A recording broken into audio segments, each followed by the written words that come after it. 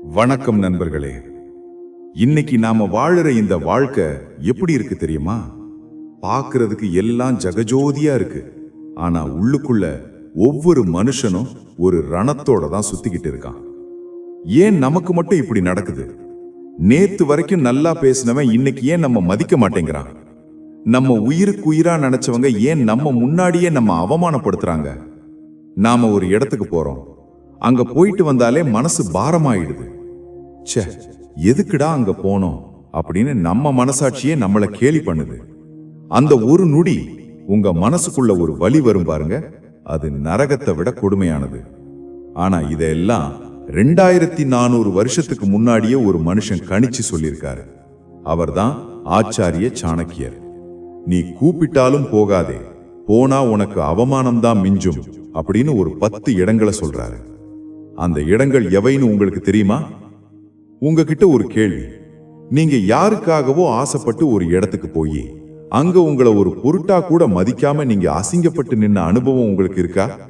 அப்படி இருந்தா எஸ் அப்படின்னு இப்பவே கமெண்ட் பண்ணுங்க. ஏன்னா உங்க காயம் இன்னையோட ஆறப்போகுது. இந்த வீடியோவோட கடைசி வரைக்கும் பாத்தீங்கன்னா உங்க கௌரவத்தை எப்படி தக்க வச்சுக்கிறது, இனிமே யாராலையும் உங்களை அசைக்க முடியாத ஒரு கம்பீரத்தை எப்படி வளர்த்துக்கிறதுன்னு நீங்க தெரிஞ்சுப்பீங்க. குறிப்பா அந்த 7வது விஷயம், அது உங்க வாழ்க்கையே மாத்த போகுது. கடைசி வரைக்கும் ஸ்கிப் பண்ணாம பாருங்க. இடம் 1, மரியாதை இல்லாத இடம். கேட்கறதுக்கு சாதாரணமா இருக்கலாம், ஆனா அனுபவிச்சவங்களுக்கு தான் தெரியும் அதோட வலி என்னன்னு. ஒரு விசேஷத்துக்கோ ஒரு கூட்டத்துக்கோ உங்களை 5 தடவை ஃபோன் பண்ணி கூப்பிட்டுருப்பாங்க. நீங்களும் அவங்க மேல இருக்கிற பாசத்துல எல்லா வேலையும் விட்டுட்டு போயிருப்பீங்க. ஆனா அங்க போனதுக்கு அப்புறம் உங்களை ஒரு மனுஷனா கூட மதிக்க மாட்டாங்க. நீங்க அங்க நிக்கிறீங்களா இல்லையான்னு கூட யாரும் கண்டுக்க மாட்டாங்க.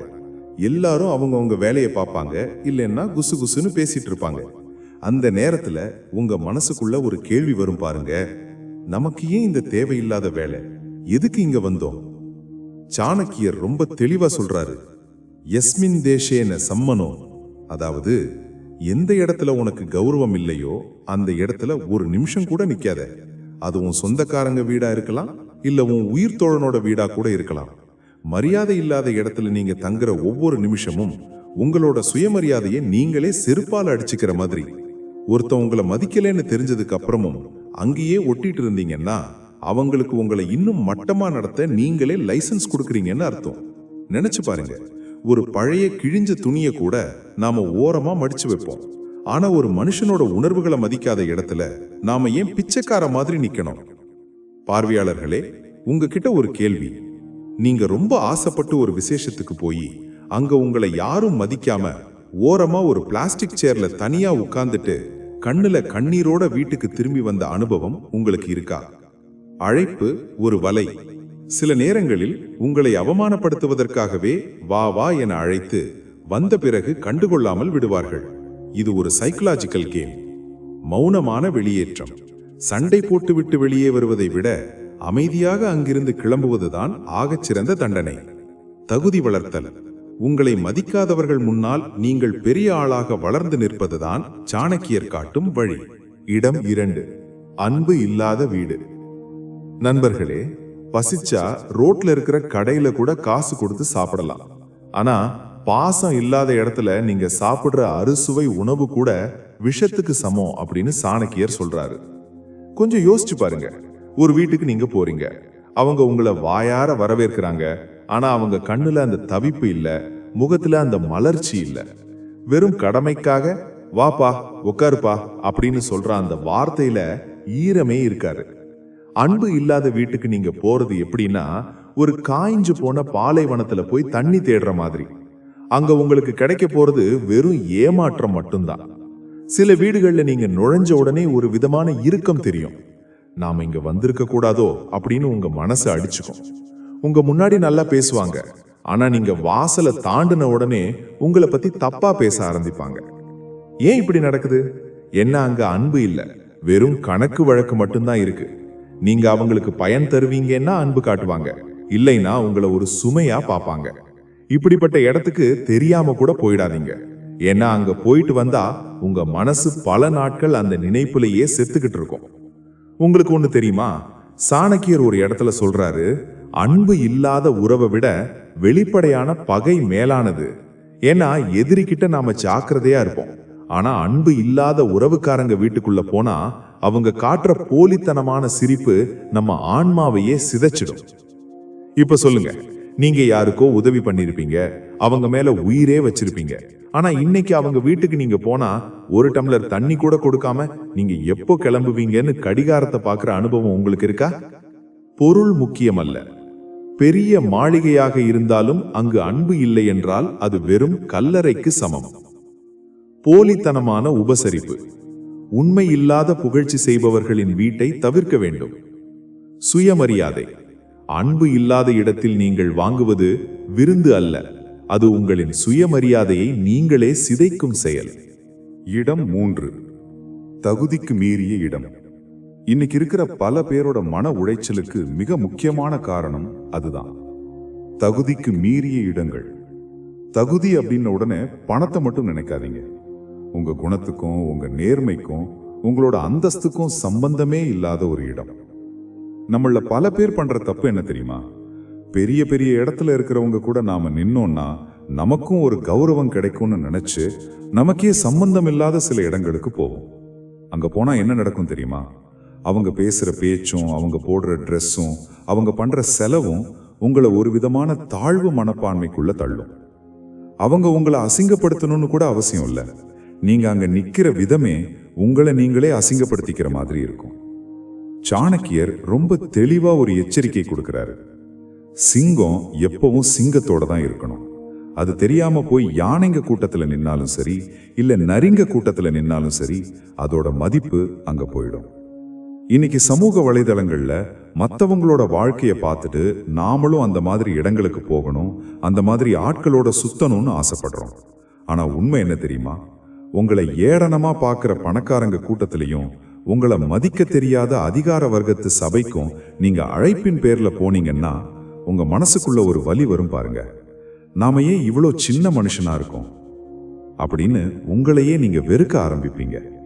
இந்த தகுதிக்கு மீறிய இடத்துல உங்களுக்கு கிடைக்க போற ஒரே பரிசு அவமானம் மட்டும்தான். அவங்க வீச போற சின்ன பார்வையும் செய்ய போற சின்ன உதாசீனமும் உங்க தூக்கத்தை கெடுத்துடும். ஒரே ஒரு நிமிஷம் யோசிச்சு பாருங்க.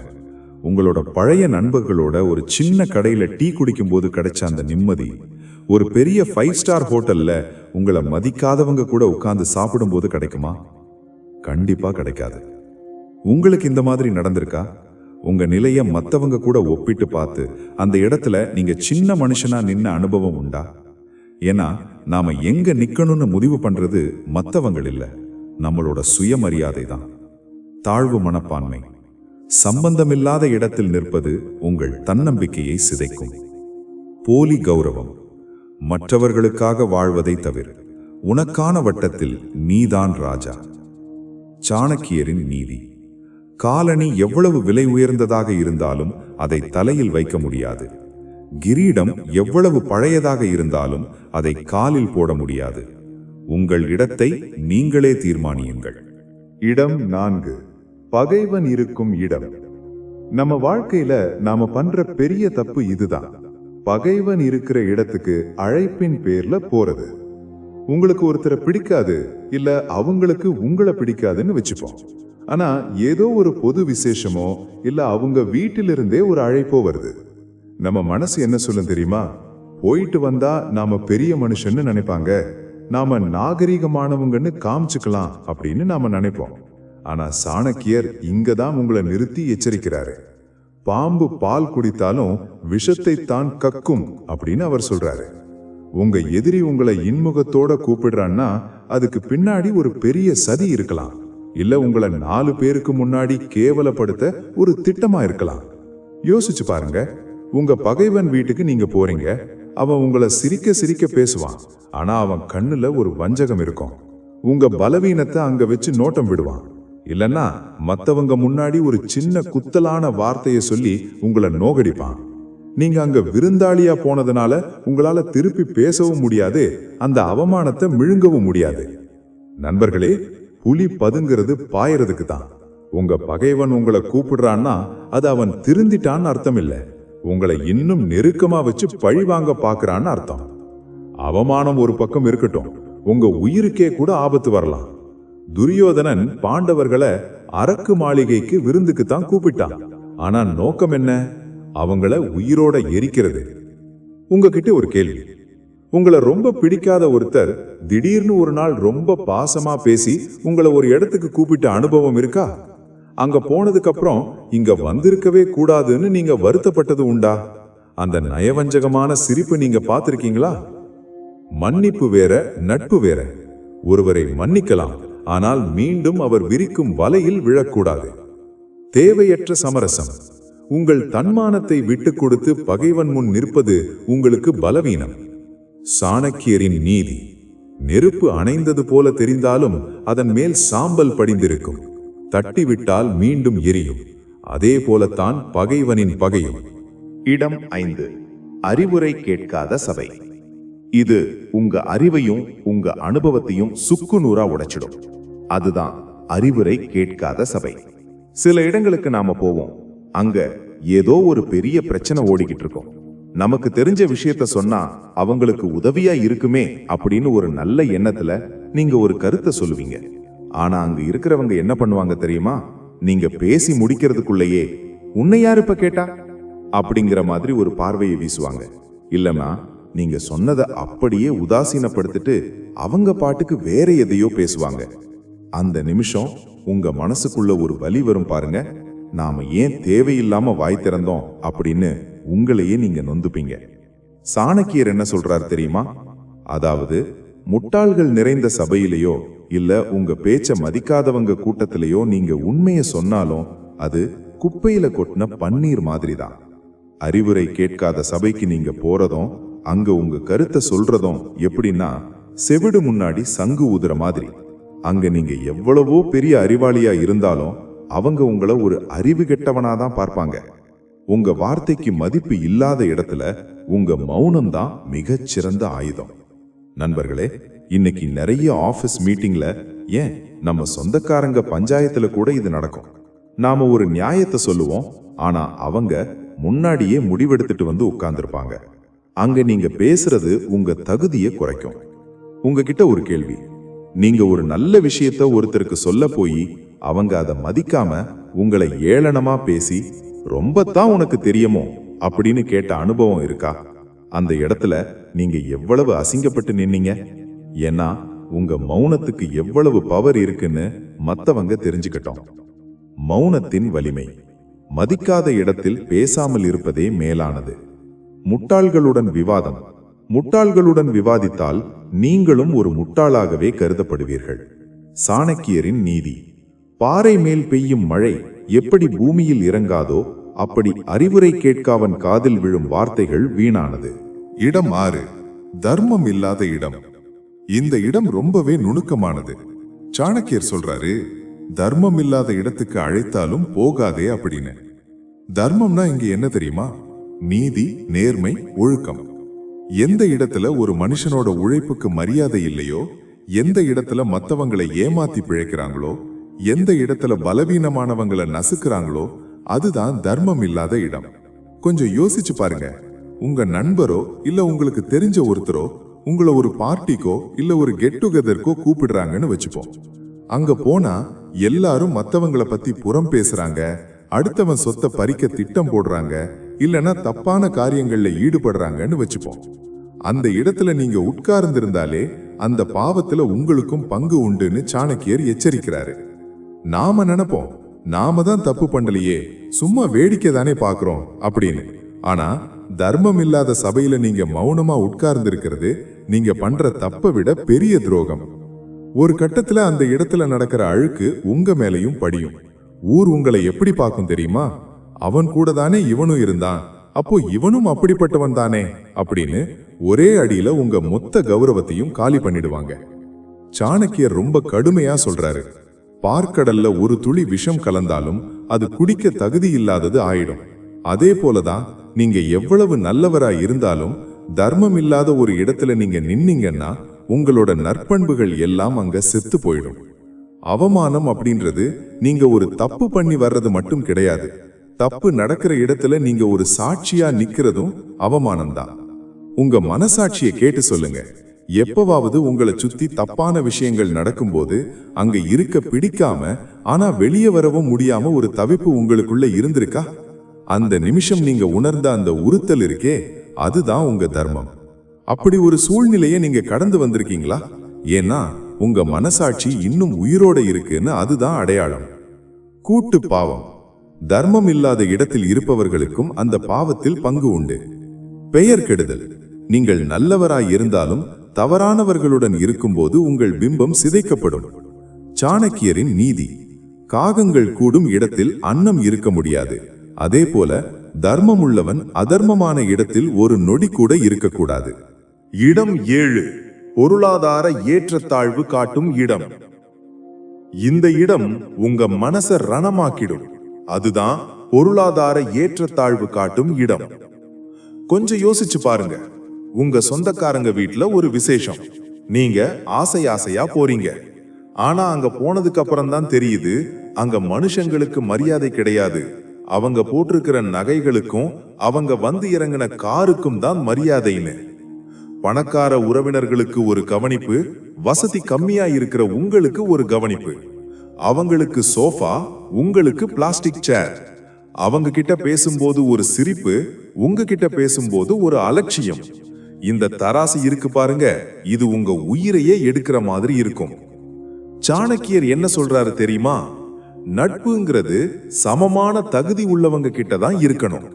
உங்க பொருளாதார நிலையை சுட்டிக்காட்டி உங்களை சிறுமைப்படுத்துறவங்க வீட்டுக்கு அவங்க உங்களை வாசல்ல நின்னு வரவேற்றாலும் போகாதீங்க. ஏன்னா அங்க நீங்க சாப்பிடுற ஒவ்வொரு பருக்கையும் உங்க சுயமரியாதையா அரிச்சுக்கிட்டு இருக்கும். இவன் ஏழை, இவனுக்கு நாம போடுறது பிச்சை அப்படின்னு அவங்க மனசுக்குள்ள நினைப்பாங்க. அந்த எண்ணம் அவங்க கண்ணுல தெரியும். அந்த பார்வையையே உங்களால தாங்க முடியாது. நண்பர்களே, வறுமை ஒன்னும் பாவம் கிடையாது. ஆனா வறுமையை ஏளனம் பண்றவங்க முன்னாடி போய் நிக்கிறது மிகப்பெரிய பாவம். உங்ககிட்ட பணம் இல்லாம இருக்கலாம், ஆனா உங்ககிட்ட குணம் இருக்கு, மானம் இருக்கு. அந்த மானத்தை ஒருவேளை சாப்பாட்டுக்காகவோ இல்ல ஒரு போலி உறவுக்காகவோ அங்க போய் பலி கொடுக்காதீங்க. சாணக்கியர் ரொம்ப தெளிவா சொல்றாரு, யார் ஒருவன் உன்னுடைய வறுமையை கண்டு ஏளனம் செய்கிறானோ அவனை உன்னுடைய வாழ்க்கை புத்தகத்திலிருந்தே கிழித்து எறிந்துவிடு. உங்ககிட்ட ஒரு கேள்வி கேட்கிறேன். உங்க சொந்தக்காரங்க வீட்டு விசேஷத்துல உங்களை விட வசதி படைச்சவங்களுக்கு கிடைச்ச மரியாதையை பார்த்துட்டு நீங்க ஒரு ஓரமா நின்னு வருத்தப்பட்ட அனுபவம் இருக்கா? அந்த அவமானத்துல விசேஷம் முடியறதுக்குள்ளேயே அங்கிருந்து கிளம்பி வந்திருக்கீங்களா? அந்த வலியை கமெண்ட்ல சொல்லுங்க. ஏன்னா உங்க உழைப்பு ஒரு நாள் உங்களை உயர்ந்த இடத்துல உட்கார வைக்கும். அது வரைக்கும் உங்க கௌரவத்தை யாருக்காகவும் விட்டு கொடுக்காதீங்க. பணமே பிரதானம். குணத்தை விட பணத்துக்கு மதிப்பு கொடுக்கும் இடத்தை தவிருங்கள். தாழ்வு மனப்பான்மை. இத்தகைய இடங்களுக்கு செல்வது உங்கள் முன்னேற்றத்தை தடுக்கும் தாழ்வு மனப்பான்மையை உருவாக்கும். சாணக்கியரின் நீதி. காய்ந்த புல்லை தின்னும் பசு கூட தன் கௌரவத்தை விடுவதில்லை. அதேபோல் வறுமையிலும் தன்மானம் காப்பவனே மனிதன். இடம் 8. சுயநலத்திற்காக அழைப்பவர்கள். இந்த வகை மனிதர்கள் இருக்காங்கல்ல, இவங்க ரொம்ப ஆபத்தானவங்க. இவங்க உங்களை ஒரு மனுஷனா பார்க்க மாட்டாங்க, ஒரு பயன்பாட்டு பொருளா தான் பார்ப்பாங்க.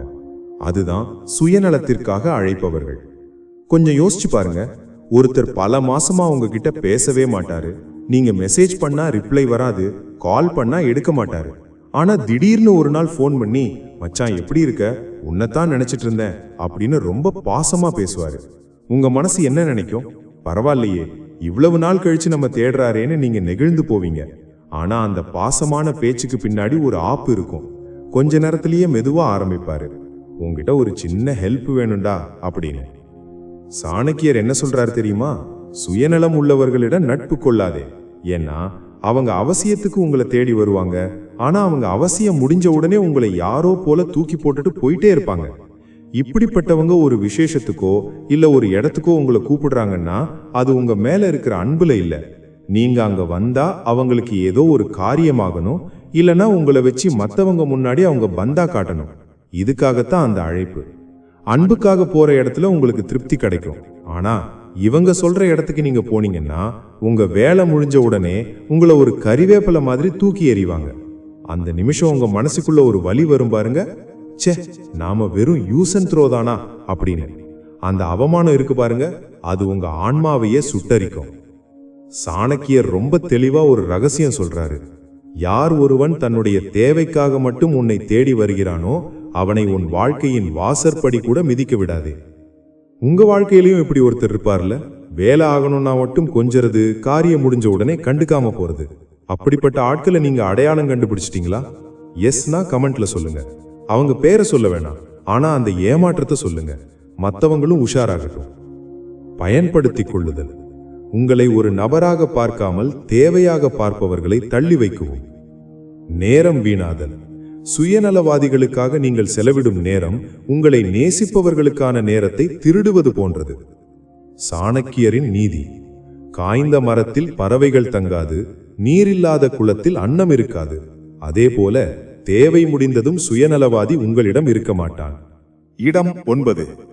ஏளனம் செய்யும் கூட்டம். இந்த இடம் இருக்கு பாருங்க, இது ரொம்ப கொடுமையானது. ஏன்னா இங்க வர்ற காயத்துக்கு மருந்து கிடையாது. அதுதான் ஏளனம் செய்யும் கூட்டம். சில இடங்களுக்கு நாம போவோம், அங்க இருக்கிறவங்க எல்லாரும் ஒன்னா சேர்ந்துகிட்டு உங்களை ஒரு கேலி பொருளா மாத்துவாங்க. நீங்க பேசுற தமிழ், நீங்க போட்டிருக்கிற Dress, இல்ல உங்களோட பழைய தோல்விகள், இதையெல்லாம் வச்சு எல்லாரும் சிரிப்பாங்க.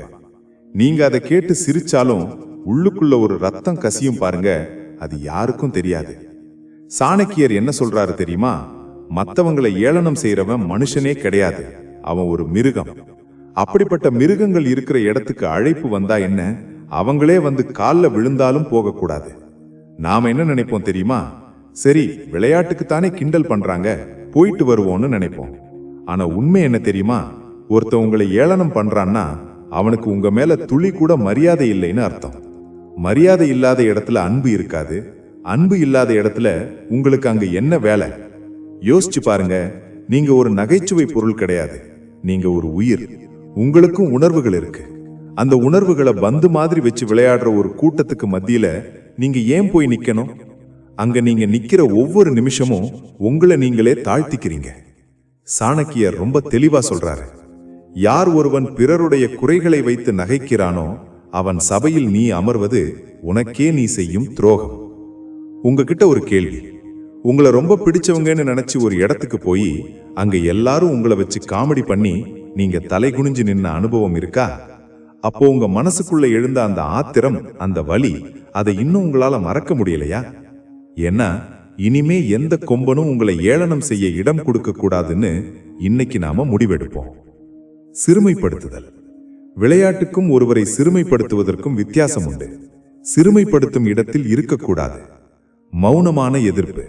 அந்த இடத்தை விட்டு உடனடியாக வெளியேறுவதுதான் சிறந்த பதிலடி. தன்னம்பிக்கை சிதைவு. உங்களை ஏளனம் செய்யும் நபர்களுடன் இருந்தால் நாளடைவில் உங்களுக்கே உங்கள் மேல் சந்தேகம் வந்துவிடும். இடம் 10. ஆபத்தான சூழல். சாணக்கியர் இதை ஏன் சொல்றாருன்னா, சில நேரங்கள்ல அவமானம் போயிட்டு வரலாம், ஆனா போனா திரும்ப வராத ஒண்ணு இருக்கு. அதுதான் உங்களுடைய நற்பெயர். அழைத்தாலும் போகக்கூடாத அந்த 10வது இடம். சட்டத்திற்கும் தர்மத்திற்கும் புறம்பான காரியங்கள் நடக்கும் ஆபத்தான சூழல். நம்மள பல பேருக்கு ஒரு பழக்கம் இருக்கு. நம்ம நண்பன் தானே கூப்பிடுறான், அவன் என்ன தப்பா கூட்டிட்டு போயிட போறான் அப்படின்னு குருட்டுத்தனமான நம்பிக்கையில சில இடங்களுக்கு போவோம்.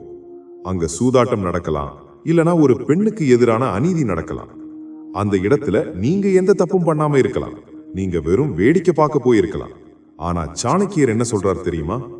துர்ஜன சம்பர்க்கம், அதாவது தீயவர்களோடு நீ இருக்கும் அந்த ஒரு நிமிடம் உன் வாழ்நாள் முழுக்க நீ சேர்த்த நல்ல பேரை அழிச்சிடும். திடீர்னு அங்க ஒரு போலீஸ் ரெய்டு வருதுன்னு வச்சுக்கோங்க, இல்ல ஏதோ ஒரு அசம்பாவிதம் நடக்குதுன்னு வச்சுக்கோங்க. நான் சும்மா வேடிக்கை பார்க்க வந்தேன்னு சொன்னா இந்த உலகம் நம்புமா? கண்டிப்பா நம்பாது. உங்களையும் அந்த அழுக்கு மூட்டைக்குள்ளதான் வைக்கும். ஆபத்தான சூழல்னு தெரிஞ்சும் நண்பனுக்காக போறேன் அப்படின்னு சொல்றது வீரமே கிடையாது, அது முட்டாள்தனம். உங்க உயிருக்கும் உங்க குடும்பத்தோட கௌரவத்துக்கும் ஆபத்து விளைவிக்கிற எந்த இடமா இருந்தாலும் அங்க உங்க உயிர் தோழனே அழைத்தாலும் வேண்டாம்னு சொல்ல கத்துக்கோங்க. ஒரு நிமிஷ சந்தோஷத்துக்காகவோ இல்ல ஒரு போலி நட்பை தக்க வச்சுக்கவோ உங்க வாழ்க்கைய ரிஸ்க்ல போடாதீங்க. உங்ககிட்ட ஒரு கேள்வி. உங்க நண்பர்கள் யாராவது உங்களை ஒரு தப்பான இடத்துக்கோ இல்ல ஒரு ஆபத்தான பார்ட்டிக்கோ கூப்பிட்டு உங்க உள் மனசு வேணாம்னு சொல்லி நீங்க தப்பிச்ச அனுபவம் இருக்கா? ஒருவேளை அங்க போயிருந்தா உங்க நிலைமை என்னவாகி இருக்கும்னு இப்போ நினைச்சு பார்த்திருக்கீங்களா? ஏன்னா உங்க அனுபவம் இன்னைக்கு இருக்கிற பல இளைஞர்களை காப்பாத்தலாம். சங்கமம். நீங்கள் யாருடன் இருக்கிறீர்கள் என்பதை வைத்தே இந்த உலகம் உங்களை மதிப்பிடும். உள்மனதின் குரல். ஆபத்தான இடத்தில் நுழையும் போது உங்கள் மனசாட்சி ஒரு எச்சரிக்கை கொடுக்கும். அதை அலட்சியப்படுத்தாதீர்கள். சாணக்கியரின் நீதி. பாம்புகள் நிறைந்த காட்டில் வைரம் கிடைத்தாலும் அதை எடுக்கப் போகாதே. அதுபோல தீயவர்கள் இருக்கும் இடத்தில் லாபம் இருந்தாலும் அங்கே கால் வைக்காதே. நண்பர்களே, இவ்வளவு நேரம் நாம பார்த்த இந்த 10 இடங்களும் வெறும் இடங்கள் கிடையாது. அது உங்கள் சுயமரியாதைக்கான எல்லைக்கோடுகள். ஒரு நிமிஷம் யோசிச்சு பாருங்க. நாம பேசின ஒவ்வொரு இடமும் ஏதோ ஒரு கட்டத்துல உங்க வாழ்க்கையில குறுக்கிட்டு இருக்கும் இல்லையா? சுருக்கமா, சாணக்கியர் எச்சரிச்ச அந்த 10 இடங்களை ஒரு முறை மனசுல ஆழமா பதிய வச்சுக்கோங்க. மரியாதை இல்லாத இடம். உங்கள் இருப்பை மதிக்காத இடத்துல நீங்க வெறும் கல் தான். அன்பு இல்லாத வீடு. பாசம் இல்லாத இடத்துல நீங்க சாப்பிடுற அறுசுவை உணவு கூட விஷம். தகுதிக்கு மீறிய இடங்கள். தேவையற்ற ஒப்பீடுகள் உங்கள் தன்னம்பிக்கையை சிதைக்கும். பகைவன் இருக்கும் இடம். சிரிச்சு பேசுற எதிரி சத்தமில்லாம குழி பறிப்பான். அறிவுரை கேட்காத சபை. செவிடு முன்னாடி சங்கு ஊதாதீங்க. உங்க அறிவை அங்க அடகு வைக்காதீங்க. தர்மம் இல்லாத இடம். ஒழுக்கமற்ற கூட்டத்துல நீங்க இருந்தா அந்த அழுக்கு உங்க மேலையும் படியும். பொருளாதார ஏற்றத்தாழ்வு காட்டும் இடம். பணத்தை பார்த்து பழகிற உறவுகள் உங்களை ஒரு நாள் அசிங்கப்படுத்தும். சுயநலவாதிகள் அழைப்பு. வேலையாகணும்னா மட்டும் தேடி வர்றவங்களுக்கு நோ சொல்ல கத்துக்கோங்க. ஏளனம் செய்யும் கூட்டம். உங்களை கேலி பொருளா மாத்துறவங்க முன்னாடி ஒரு நிமிஷம் கூட நிக்காதீங்க. ஆபத்தான சூழல். ஒரு நிமிஷ சந்தோஷத்துக்காக உங்க நற்பெயரையும் வாழ்க்கையையும் ரிஸ்க்ல போடாதீங்க. நண்பர்களே, வாழ்க்கையில நாம பணத்தை இழந்தா சம்பாதிச்சுக்கலாம். ஆனா ஒரு முறை இழந்த கௌரவத்தையும் போன மானத்தையும் அவ்வளவு சீக்கிரம் மீட்க முடியாது. இன்னைக்கு இந்த வீடியோவை பார்த்துட்டு இருக்கிற நீங்க ஒருவேளை நேத்து எங்கேயாவது அவமானப்பட்டு நமக்கு ஏன் இந்த நிலைமை அப்படின்னு தனிமையில உட்கார்ந்து கலங்கி இருக்கலாம். ஒண்ணு மட்டும் ஞாபகம் வச்சுக்கோங்க. நீங்க ஒரு வைரம். ஒரு வைரத்தை குப்பை தொட்டியில தூக்கி போட்டாலும் அதோட தரம் குறையாது. உங்களை மதிக்காதவங்க முன்னாடி நீங்க கதறி அழறதை விட அவங்க கண்ணு கூசுற அளவுக்கு பெரிய இடத்துக்கு நீங்க உயர்ந்து நிக்கிறது தான் நீங்க அவங்களுக்கு கொடுக்கிற ஆகச் சிறந்த பதிலடி. இப்போ உங்ககிட்ட ஒரு வேண்டுகோள். இந்த 10 இடங்கள்ல நீங்க எப்பவாவது ஒரு இடத்துல அவமானப்பட்டு அந்த வலியோட வீட்டுக்கு திரும்பிய அனுபவம் இருக்கா? அந்த வலியிலிருந்து நீங்க எப்படி மீண்டு வந்தீங்க? உங்க கதைய கமெண்ட்ல ஐ ஆம் ஸ்ட்ராங் அப்படின்னு ஒரு வார்த்தையோட சேர்த்து பகிருங்க. உங்க கமெண்ட் அதே மாதிரி வலியில் இருக்கிற இன்னொருத்தருக்கு ஒரு பெரிய மருந்தா அமையும். இதே மாதிரி வாழ்க்கையில நீங்க தொலைச்ச கௌரவத்தை மீட்டெடுக்கவும் சாணக்கியர் போன்ற அறிஞர்களோட வழிகாட்டுதலோட ஒரு கம்பீரமான வாழ்க்கையை வாழவும் நம்முடைய இந்த முயற்சி உங்களுக்கு பிடிச்சிருந்தா மறக்காம நம்ம சேனலை சப்ஸ்கிரைப் பண்ணிடுங்க. நம்ம குடும்பத்துல நீங்களும் ஒருத்தரா இணையறது எனக்கு ஒரு பெரிய பலம். தோற்று போனது அவமானம் இல்ல. தோற்று போவோம்னு தெரிஞ்சும் தகுதியற்ற இடத்துல போய் நின்னதுதான் தப்பு. இனிமே அந்த தப்பை குறைய வைப்போம். உங்கள் மதிப்பு உங்கள் கையில். அடுத்த ஒரு பவர்ஃபுல் வீடியோவில் உங்களை சந்திக்கிறேன். அதுவரைக்கும் நிமிர்ந்து வாழுங்க. நன்றி.